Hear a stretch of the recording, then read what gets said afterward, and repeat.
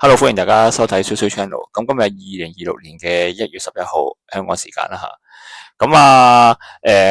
呢條片又想講翻呢個醫療費用減免，因為啱啱醫管局佢就公布咗最新消息、最新進度。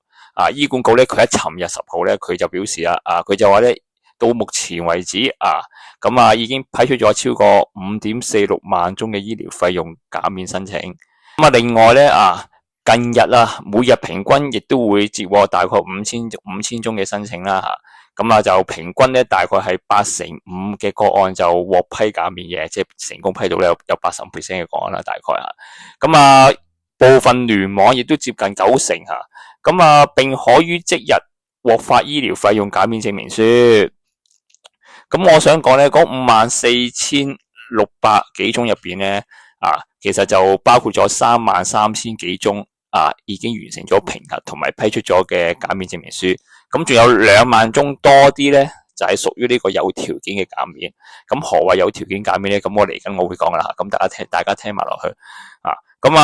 咁同埋佢話咧，病人喺交齊文件之下，即係如果齊文件咁大概就1個鐘之內啦，咁就可以完成辦理呢個申請手續，咁獲發減免證明書。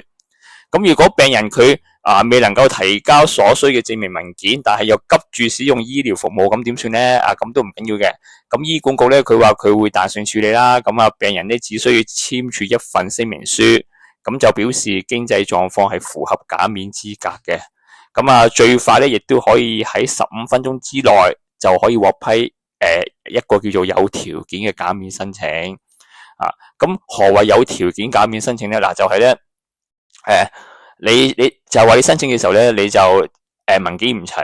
咁但係咧你又要睇醫生，咁佢就俾咗你先，咁就叫做有條件減免申請咁但係你當然你要簽一份聲明書啦，就話你係符合資格嘅，只不過而家就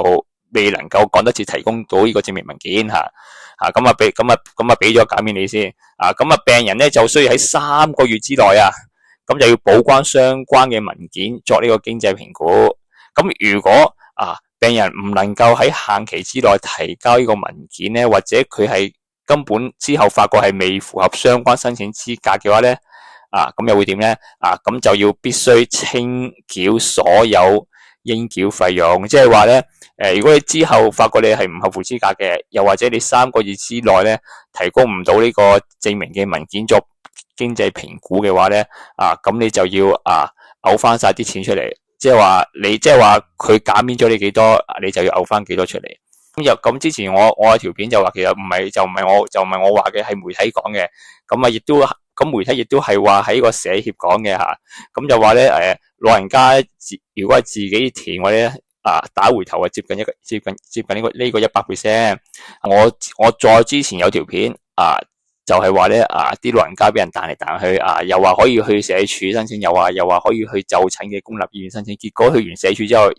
社署又點佢去公立醫院咁指引好混亂啦。啲老人家成日喺度白行一趟，咁唔係個個老人家都咁有氣咁有力噶嘛，係咪先？咁所以咧，我喺嗰條片咧，我就建議各位老人家就係話，你唔好先去社署申請啦，你先去睇醫生嗰間醫院先，你去聯合，譬如你喺聯合睇嘅，你就聯合，你喺伊利沙伯醫院睇嘅就伊利沙伯醫院，你喺威爾斯親王醫院嘅就去威爾斯親王醫院申請，你就唔好先去社署咁所以我都好高興有個網友佢之後就留言，佢就話去咗聯合醫院，咁30分鐘就申請咗啦，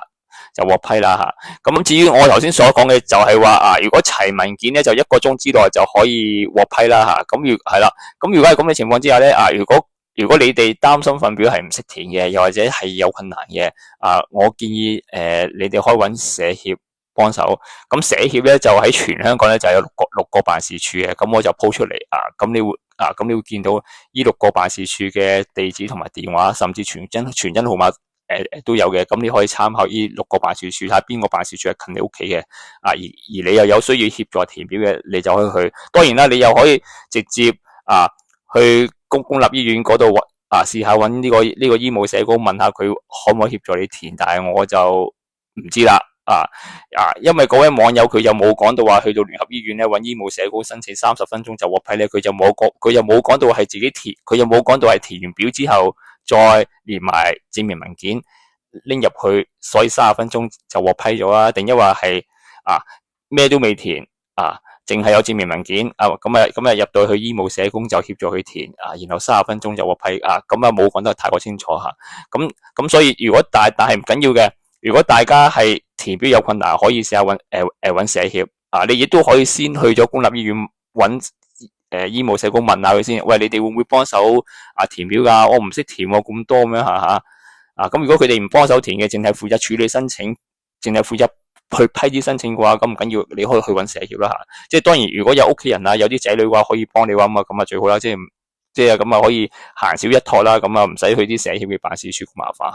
咁呢條片就講到呢度，咁希望大家申請呢個醫療費用減免都可以順順利利咁我哋下條片再見，拜拜。